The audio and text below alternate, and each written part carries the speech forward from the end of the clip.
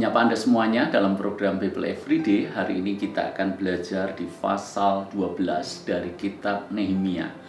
Apa yang ditulis di pasal 12 ini? Rupanya Nehemia, khususnya di kitab ini, menulis tentang daftar para imam dan orang-orang Lewi. Lalu kemudian ada perikop pentahbisan tembok Yerusalem.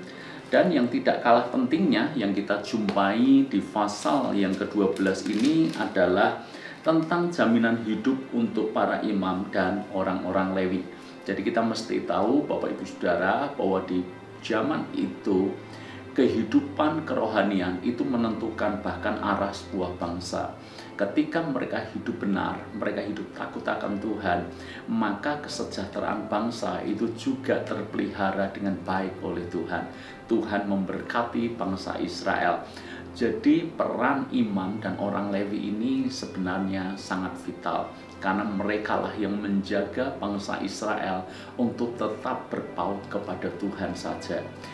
Kemudian kalau kita baca di Nehemia pasal yang ke-12 ini, Nehemia mencoba untuk mengingatkan kembali akan pentingnya peran imam dan peran orang-orang Lewi.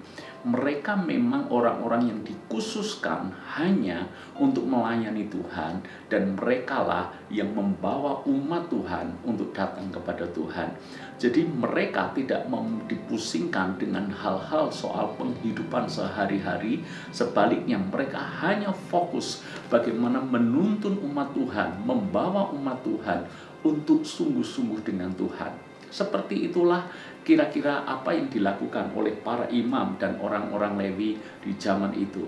Tentu saja Nehemia mengingatkan, karena mereka memang sepenuh waktu menyerahkan hidupnya hanya untuk melayani Tuhan dan melayani jemaat. Maka Nehemia mengingatkan bahwa mereka, seluruh bangsa Yehuda atau orang Israel, harus memberikan persembahan yang akan diterima oleh para imam dan orang-orang Lewi ini untuk penghidupan mereka sehari-hari. Coba kita baca di ayat yang ke-44. Pada masa itu beberapa orang diangkat untuk mengawasi bilik-bilik perbendaraan, bilik-bilik untuk persembahan khusus, untuk hasil pertama dan untuk persembahan persepuluhan, supaya sumbangan yang menurut hukum menjadi bagian para imam dan orang-orang Lewi dikumpulkan di bilik-bilik itu sesuai dengan ladang setiap kota, sebab Yehuda bersukacita karena para imam dan orang-orang Lewi yang bertugas. Catat, imam dan orang-orang Lewi mereka bertugas untuk memimpin peribadatan bangsa Yehuda kepada Tuhan. Sebagai gantinya, bangsa Yehuda memberikan persembahan supaya kehidupan mereka tercukupi dalam keseharian. Apa maknanya buat kita yang hidup di zaman sekarang ini?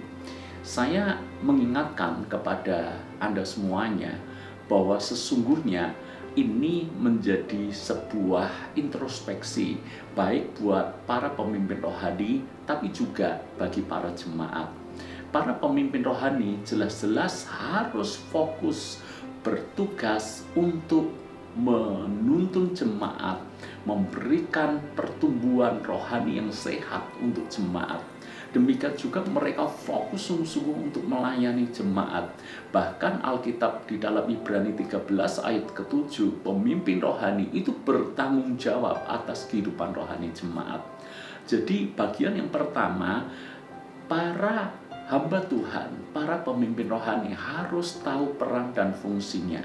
Jangan sampai hamba Tuhan, para imam, orang-orang Lewi, dalam konteks sekarang adalah para pelayan Tuhan yang mengabdikan sepenuh waktunya untuk Tuhan. Mereka lalai bertanggung jawab atas jemaat yang Tuhan percayakan.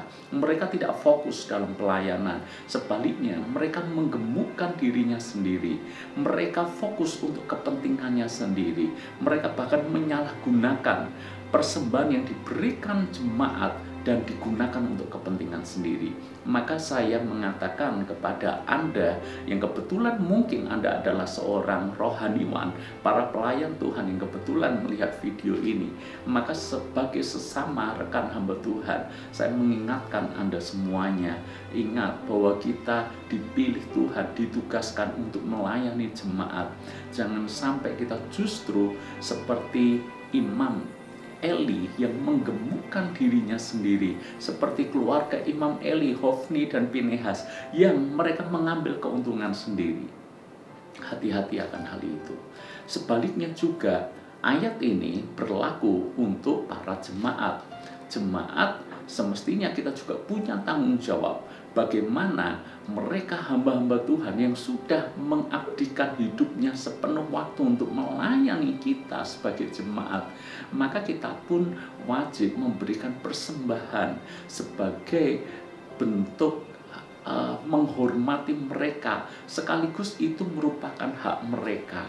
Tentu saja semuanya diatur menurut ketentuan masing-masing gereja. Tetapi poinnya adalah jemaat jangan sampai kita tidak menghormati mereka, kita menuntut mereka, tapi kita sendiri tidak melakukan bagian kita untuk memberkati mereka. Pikirkan ini, kalau mereka, para hamba Tuhan, para pelayan Tuhan, masih dipusingkan dengan kehidupan sehari-hari, bagaimana mencukupi kehidupan mereka sehari-hari, bagaimana mereka sendiri kekurangan, mereka sendiri dalam tanda kutip kelaparan, bagaimana mungkin mereka bisa fokus untuk melayani kita sebagai jemaat.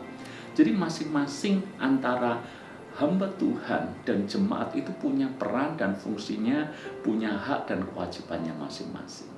Saya mengatakan atau mengajarkan hal ini bukan dalam posisi karena mentang-mentang saya seorang hamba Tuhan, apalagi saya menggembalakan jemaat, maka saya mentang-mentang menggunakan ayat ini dengan tujuan untuk kepentingan saya secara pribadi.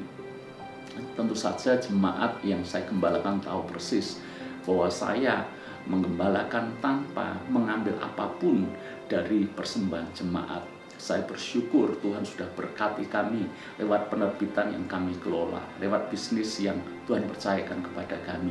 Jadi sekali-kali saya mengajarkan hal ini bukan untuk kepentingan saya sendiri, tetapi ini memang demikian halnya kebenaran firman Tuhan yang mesti harus dimengerti oleh semua jemaat dan semua anggota tubuh Kristus. Sekali lagi, kalau Anda para pelayan Tuhan, ingat Tuhan memilih Anda, memanggil Anda untuk bertanggung jawab atas kehidupan jemaat domba-domba yang dipercayakan kepada Anda. Jangan sampai lalai dan jangan sampai justru kita mengambil keuntungan dari situ, menggemukkan diri di situ, dan bahkan kita tidak punya hati untuk melayani mereka. Sebaliknya, kalau Anda sebagai jemaat, hormati pemimpin Anda, berkati pemimpin Anda, berikan apa yang memang menjadi hak daripada pemimpin rohani Anda. Tuhan memberkati.